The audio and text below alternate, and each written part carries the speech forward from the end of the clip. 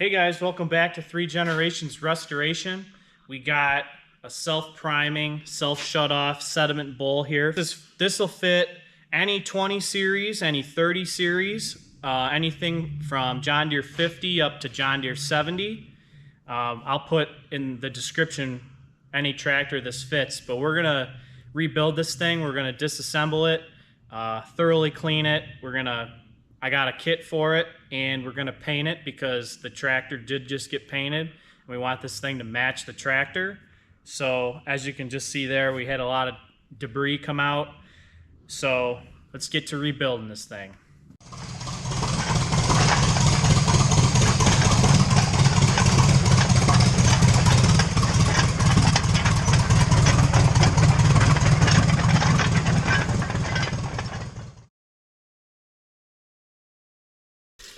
Okay guys, so the reason we are going to be rebuilding this sediment bowl here is we had an incident on our 520. I took this off to when we were getting it running, cleaned it up, and I think in the process of me cleaning it up, I must have either disturbed this little O-ring that sits in the shutoff, or I wrecked one of the diaphragms because I went and tried seeing I wanted to check the oil in the John Deere 520 we had, and the crankcase was full of gasoline.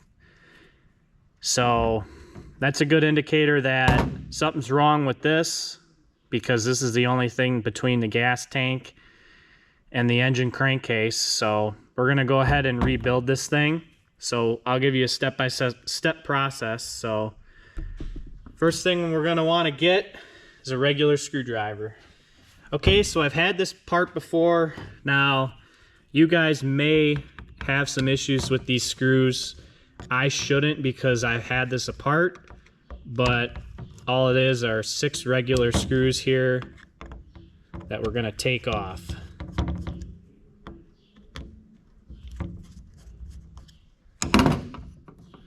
So we'll go ahead and get all these off now.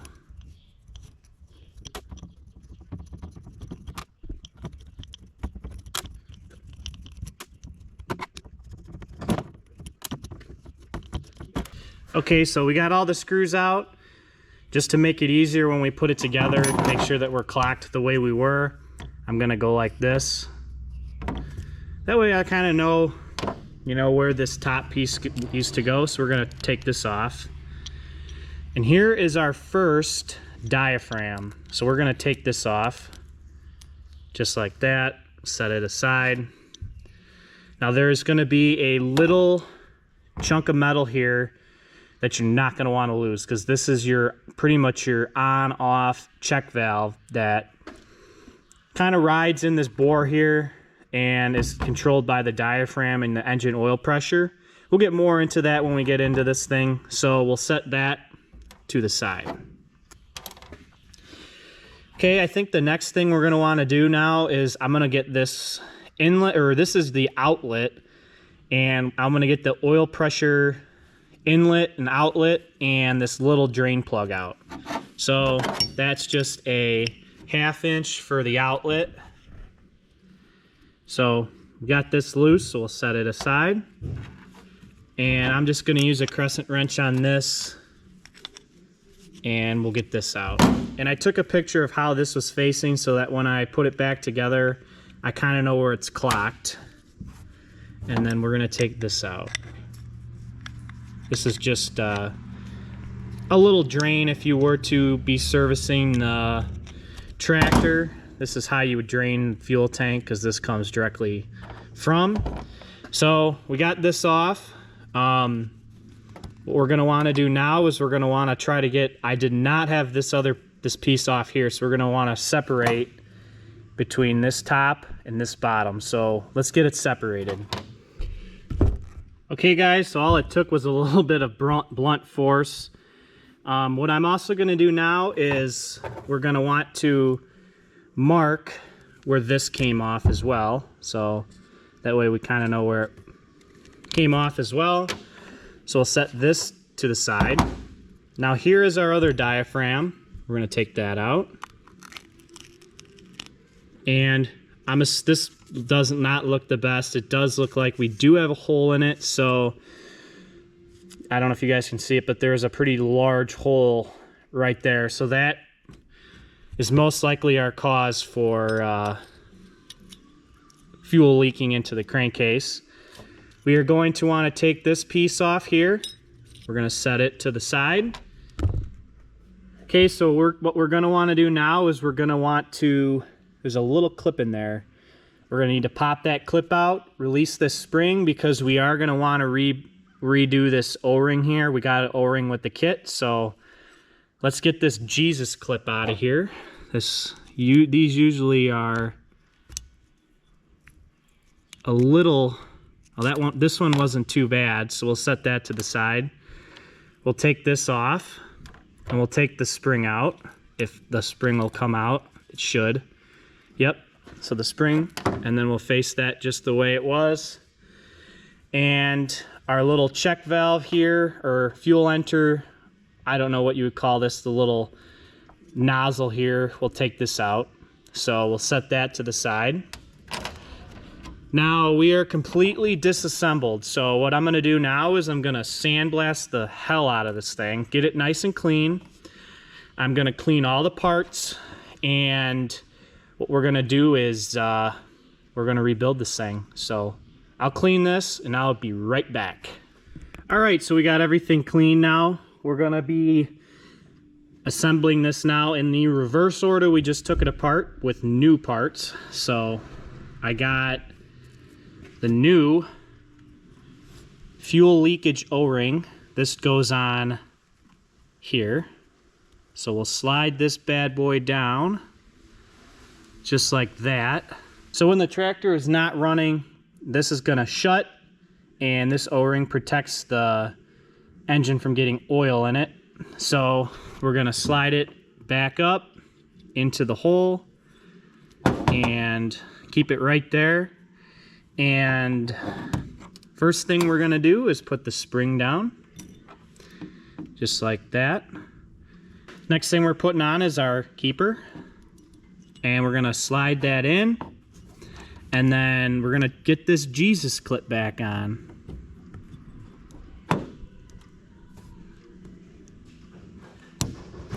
Okay, so the clip is back in. I struggled a little bit with that. I just pressed down on the spring and kind of pushed it on. So we're back on there. Now we're gonna set this back on here. This just is like a fuel metering thing. It only lets in a certain amount of fuel. So here's one of our diaphragms. There's two in the package we got. They're exactly the same. So we're gonna go ahead and put this on here. And we are going to put our next plate on. Remember the orientation of the thing, how it came out. So you can see our line we had before.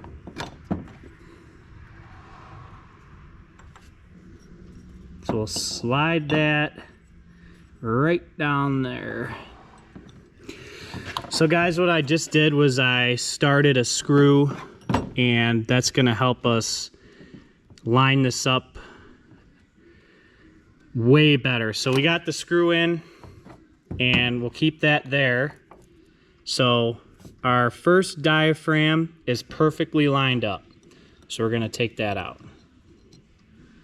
Now, if you guys remember, we had our little check valve in. So we're gonna set it in. Without adjusting or moving anything, we're gonna get our second diaphragm, and we are gonna set it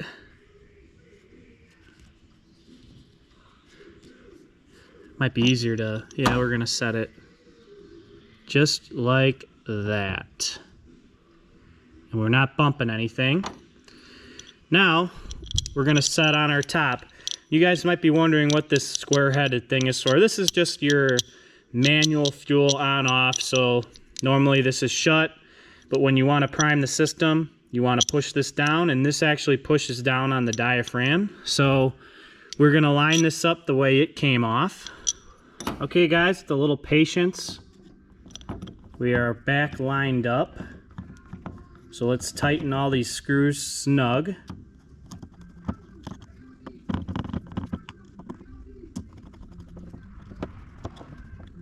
Here's the last one.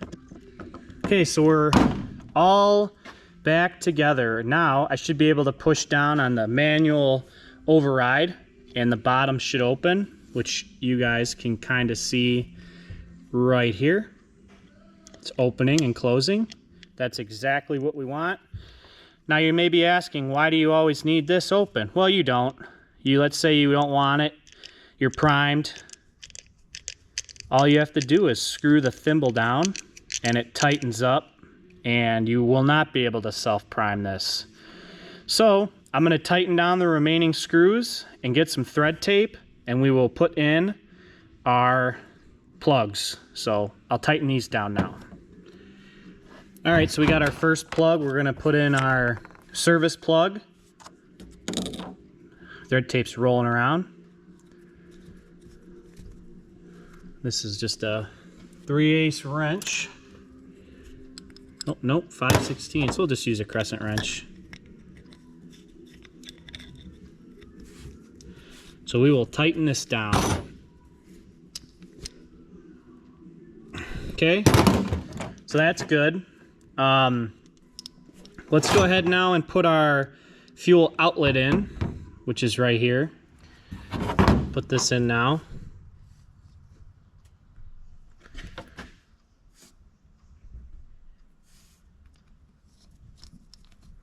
This is a 1/2 inch.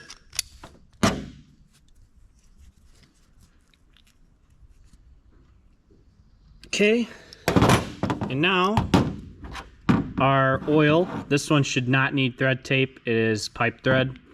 So we'll go ahead and put it in. And if you remember, all it was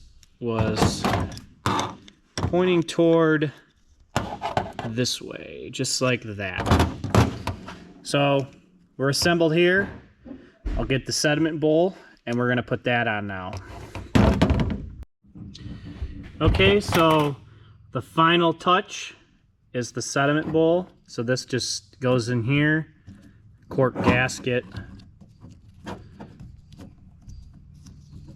Slides right down in there. Kind of got to press it down and fit it in, just like that.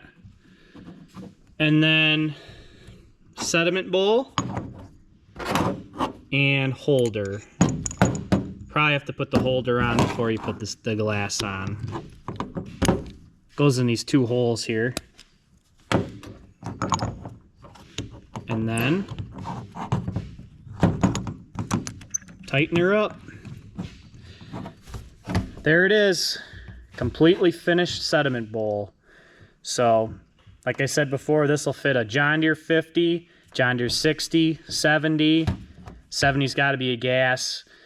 This will fit a 520, 620, 720 gas. It'll fit a 530. It'll fit a 630 and a 730 gas. So, like I said, this fits most models of John Deere 2-cylinder. Very common sediment bowl, and very common people delete these. But for $28 or whatever we spent on the kit, I think you couldn't go wrong in just rebuilding this. So what I'm going to do now is I'm going to paint it, get it looking a little nicer so when it goes on the tractor it matches. But yeah, if you guys like videos where we rebuild stuff like this, or time magnetos, let's say, or even get tractors running, please consider subscribing to the channel, and we'll see you guys in the next video. Thank you guys for watching.